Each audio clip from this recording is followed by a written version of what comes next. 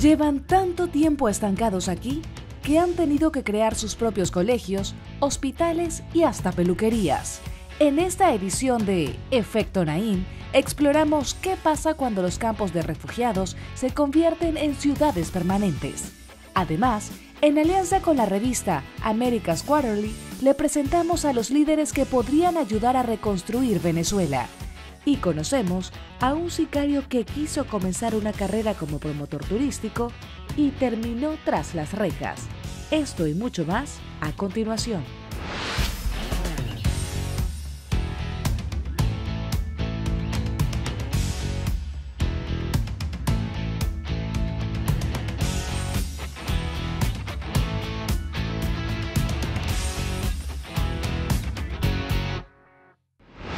Bienvenidos, soy Moisés Naim desde Washington. Encantado de estar de nuevo con ustedes, como siempre.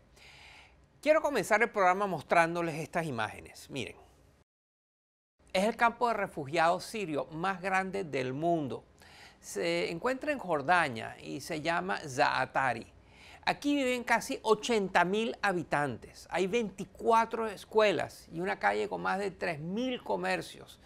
La llaman Champs-Élysées, en honor a la calle de Champs-Élysées en París. En esta calle muy comercial hay peluquerías, panaderías, joyerías y hasta tiendas de vestidos de boda. De hecho, Zaatari es considerada la cuarta ciudad más grande de Jordania. Y este no es un caso aislado, es un patrón.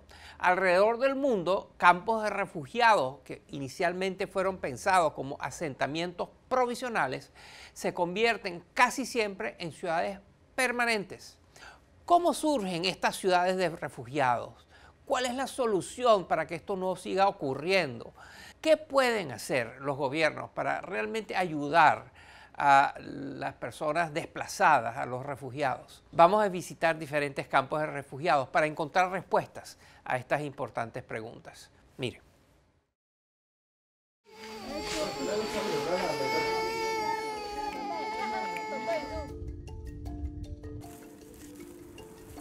Hoy hay más refugiados en el mundo que nunca antes en la historia.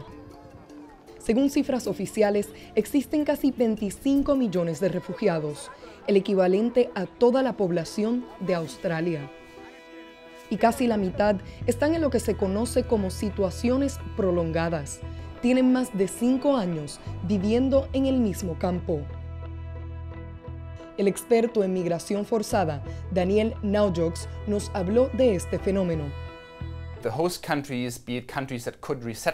Los países podrían trasladarlos, integrarlos a la sociedad y por presuntas presiones políticas o económicas, los refugiados son ubicados en condiciones muy temporales y terminan quedándose ahí por muchos años. Esto suele tener un impacto negativo en el desarrollo humano de los refugiados, así como en los países receptores.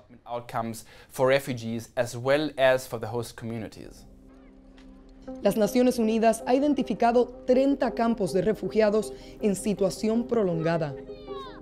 Entre ellos están Dadaab, los campos de refugiados más grandes del mundo, ubicados en Kenia. Fueron creados en 1991 para ayudar a los somalíes que escaparon de la guerra civil que estalló ese año. Pero casi 30 años después, más de 200.000 personas siguen allí, sin acceso a una vivienda digna, necesidades básicas adecuadas o servicios sociales. Se ven obligados a crear sus propios colegios, negocios y hospitales dentro del campo. Algunos países en vías de desarrollo temen que integrar a los refugiados significaría una inversión adicional en políticas públicas, de educación, salud y pobreza. Además temen que se comience a ver como un problema nacional. Que los refugiados vivan en campos les recuerda a los países desarrollados que este es un problema global y es más fácil para los países de recepción obtener dinero de la comunidad internacional. Hay campos que tienen casi 60 años de establecidos, como Nakivale en Uganda. Aquí el gobierno ha optado por otorgar a los refugiados ciertas libertades, como producir en tierras y trabajar. Pero su contribución a la economía sigue siendo desde los márgenes de la sociedad. Es una historia que se repite alrededor del planeta, pues el 84% de los refugiados viven en países subdesarrollados que no cuentan con la infraestructura de migración para manejar el flujo.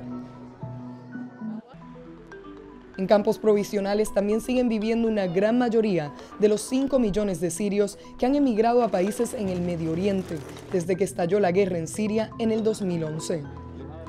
Y es que sin las condiciones ni recursos para recibirlos, la posibilidad de que los refugiados se estanquen en los campos solo aumenta. Este problema ahora amenaza a América Latina. Desde 1999, 4 millones de venezolanos han abandonado el país.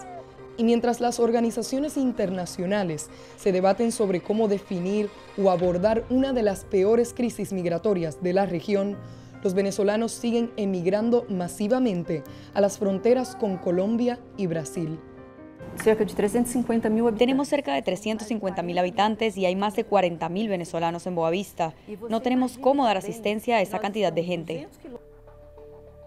En el 2016, las Naciones Unidas aprobó de forma unánime una resolución que recomienda integrar de inmediato a los refugiados a la comunidad que los recibe, dándole acceso a educación y empleos en lugar de construir campos. Una medida que, sin embargo, es poco viable para países en desarrollo. Y es quizás por ello que las organizaciones multilaterales exigen más esfuerzos de países más estables. Es importante entender que no solo Turquía, el Líbano o Jordania tienen la responsabilidad de proteger a los refugiados sirios. Es momento de que la Unión Europea, así como otros países, abran sus fronteras. Pero esto puede tener un gran costo político y social. En Alemania, el país de Europa Occidental que más refugiados sirios acogió en 2015, se ha visto un alza de partidos de extrema derecha que buscan detener esta migración. Y es un patrón que se repite en todo el mundo.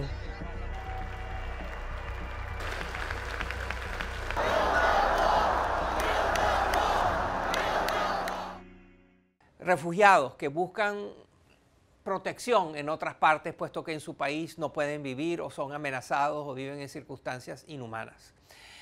¿Qué hacer? Bueno, hay que atacar el problema de raíz, y la raíz es que hay que reconstruir el país de donde estos refugiados escaparon. Este es el caso de Venezuela y de eso vamos a hablar cuando regresemos de la pausa.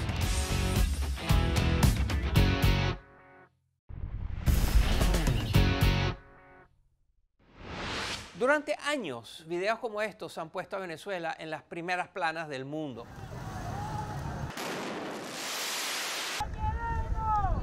Venezuela, y de hecho ningún país de América Latina, había pasado por una crisis de esta magnitud. En medio de este caos, en medio de esta tragedia, son muchas las personas que día a día trabajan por aliviar el sufrimiento de sus compatriotas, para tratar de remediar la situación. Pero el sinnúmero de trabas impuestas por el régimen autoritario de Nicolás Maduro ha hecho que hasta ahora los avances hayan sido pocos y los resultados tangibles mínimos. Hay quienes, sin embargo, se aventuran a pensar en un futuro en el cual no hay dictadura y los venezolanos realmente tienen la oportunidad de levantar los escombros y de restaurar ese maravilloso país.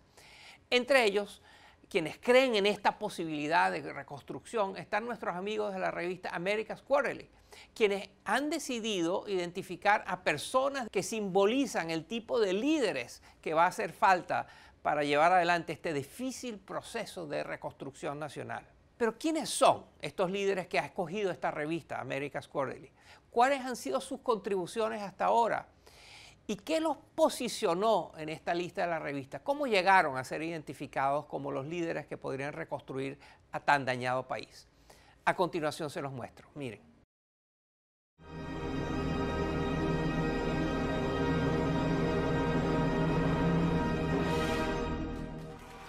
El reconocido músico venezolano Gustavo Dudamel ha mantenido que la música no debe ser politizada, que debe seguir sonando independientemente de quién la financie. Así ha sido director de la Orquesta Sinfónica Simón Bolívar durante los gobiernos de Hugo Chávez y Nicolás Maduro. La oposición venezolana lo criticaba por no aprovechar su plataforma para educar al mundo sobre la situación del país. Pero en 2017, una bala del ejército venezolano acabó con la vida de un joven violinista y Dudamel rompió su silencio. Señores líderes políticos de Venezuela, se necesitan soluciones inmediatas, dejando de lado cualquier tipo de personalismo y abriendo las puertas al más sano y ejemplar juego democrático. Su influencia entre sectores opositores y del gobierno, así como más allá de sus fronteras, podría contribuir a sanar una nación dividida. Unificar la sociedad también es lo que busca Asdrúbal Oliveros, director de una empresa de análisis económico. Cuando aceptó dialogar con el gobierno venezolano en 2017, recibió críticas de la oposición, pero Oliveros mantiene la importancia de dejar a un lado las emociones. Yo en lo particular estoy más centrado en la reconstrucción que en la venganza. Son muchos los países que han ayudado a sostener la economía venezolana intercambiando préstamos por acceso al crudo del país latinoamericano. En años recientes, sin embargo, ese crudo ha dejado de fluir. Y mientras el actual gobierno siga en pie, la situación seguramente seguirá igual.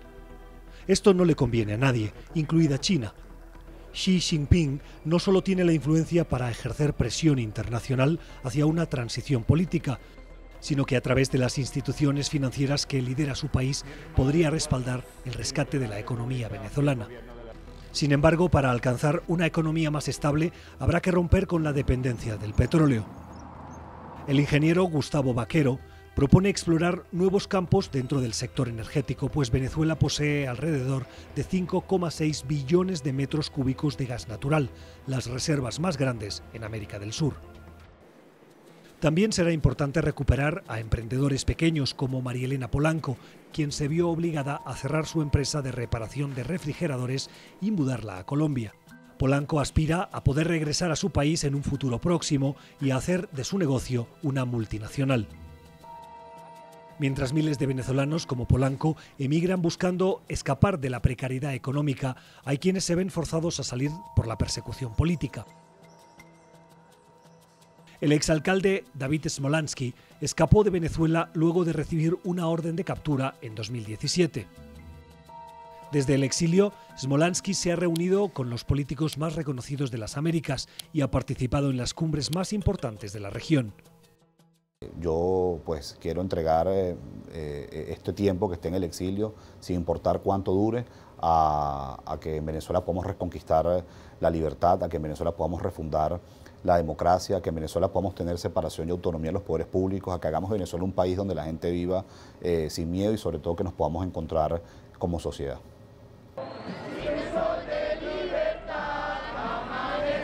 Casi 12.000 personas han sido detenidas desde 2014 por razones políticas y Alfredo Romero se ha dedicado a luchar por sus derechos. Una vez inicie la transición, Romero plantea crear un organismo legal parecido a la Comisión Internacional contra la Impunidad en Guatemala para garantizar que los responsables paguen por sus crímenes.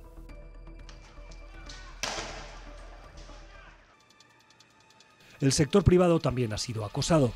El gobierno venezolano ha expropiado casi 700 empresas en los últimos 15 años, pero hay una con la que ha tenido mucho cuidado: Empresas Polar. Esta compañía produce la mayoría de los alimentos consumidos en el país y una expropiación solo agravaría la crisis humanitaria. Su presidente, Lorenzo Mendoza, lucha constantemente contra las regulaciones que le impone el gobierno. Yo quiero también decir algo que me parece fundamental en este momento de persecución y hostigamiento nuevamente.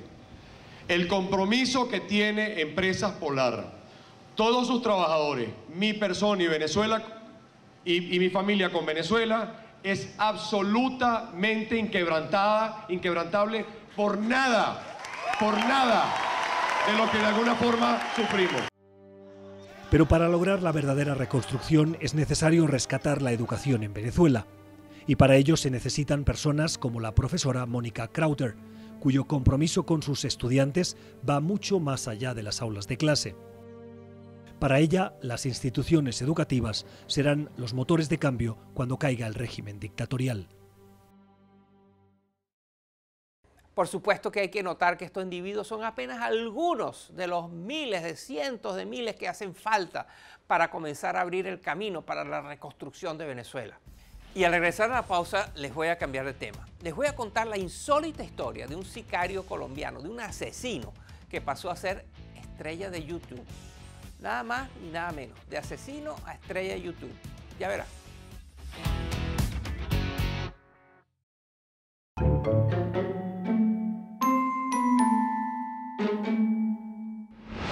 Hay diferentes maneras de reintegrar a la sociedad a quienes han cumplido sus condenas en prisión. Muchas veces la idea de estos esfuerzos es que los expresidiarios puedan dejar atrás sus pasados criminales y ser miembros activos de la sociedad. Pero John Jair Velázquez, también conocido, muy famoso como Popeye, parece tener otras ideas. El señor Popeye fue uno de los sicarios más temidos del cartel de Medellín, que era liderado, como se sabe, por Pablo Escobar Gaviria. Y tras haber sido capturado, juzgado y condenado a prisión y haber cumplido esa condena, el señor Popeye decidió dedicarse a alardear de su pasado, para lo cual creó su propio canal de YouTube, para hablarle de política y de sus hazañas criminales a sus seguidores, que sorprendentemente son muchos. Pero si la historia de Popeye no le parece suficientemente original, genial, sorprendente, no se preocupe. Hay otro genio que les voy a presentar a continuación que es aún más audaz que Popeye. Miren. Así se presenta el llamado general de la mafia a sus más de 700.000 seguidores en YouTube. Hermanas y hermanos del mundo, yo soy John Jairo Velázquez Vázquez, conocido como Popeye, lugarteniente de Pablo Emilio Escobar Gaviria. Caluroso y respetuoso saludo. Pero Popeye no solo utiliza su canal para hacer homenaje a su oscuro pasado, también ha incursionado en el mundo del turismo. Así como lo oye. En un video reciente, el sicario le hizo promoción turística a Carboneras, un pueblo de la provincia de Almería en el sur de España. Este hermoso pueblo es un lugar turístico lleno de hermosas casas blancas, de playas y tiene una gran gastronomía. Si se está preguntando cómo termina un sicario colombiano promocionando un pueblo español, le tenemos una respuesta. El señor Pascual Díaz, el mismísimo concejal de turismo de Carboneras, comisionó a Popeye para este importante cargo. Las mejores gambas de toda España y de toda Europa son las de Almería. Las gambas de mis guerreros de Andalucía son una cosa de loco. Fuerte abrazo a los Popeye de la mafia de Medellín, Colombia. Las críticas, por supuesto, estallaron en las redes. Políticos y periodistas acusaron a Pascual de asociar a Carboneras con un asesino, responsable de más de 3.000 muertes en Colombia. Popeye, por supuesto, salió a la defensa de su genial amigo el concejal, asegurando que se trataba de un favor. Los políticos corruptos de España, que son muchos, pero también hay políticos buenos, ¿por qué no se fijan que Colombia y España estamos totalmente unidos y un colombiano le puede prestar un servicio a un pueblo tan hermoso como Carboneras sin ningún dinero? Yo no recibí ningún dinero. Pero nada de esto fue suficiente y a Pascual no le quedó más remedio que disculparse. Por su parte, el sicario, que en su cuenta de YouTube aparece como Popeye el Arrepentido, parece no estar tan arrepentido. Luego de 3 años en libertad, hoy vuelve a estar preso por extorsión y otros cargos.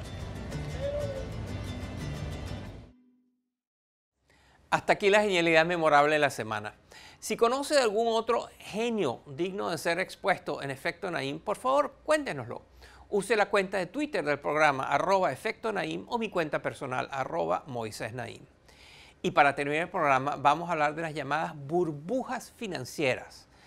Seguramente cuando hablamos de esos fenómenos económicos, lo primero que le viene a la mente es esa burbuja de precios que ocurrió en el mercado de bienes raíces de Estados Unidos en el 2008. Este fenómeno, esto de las burbujas, ocurre cuando un producto, un objeto, sufre de un súbito y continuado aumento de precios, sin que se sepa bien por qué. Salvo que se sabe que de pronto se puso de moda y la gente comenzó a comprarlo, muchas veces sin saber por qué lo compraban. Pero esto no solo se da en el sector inmobiliario, por supuesto. También existen objetos, productos mucho más curiosos que de pronto se ponen de moda. y han generado este fenómeno de la burbuja.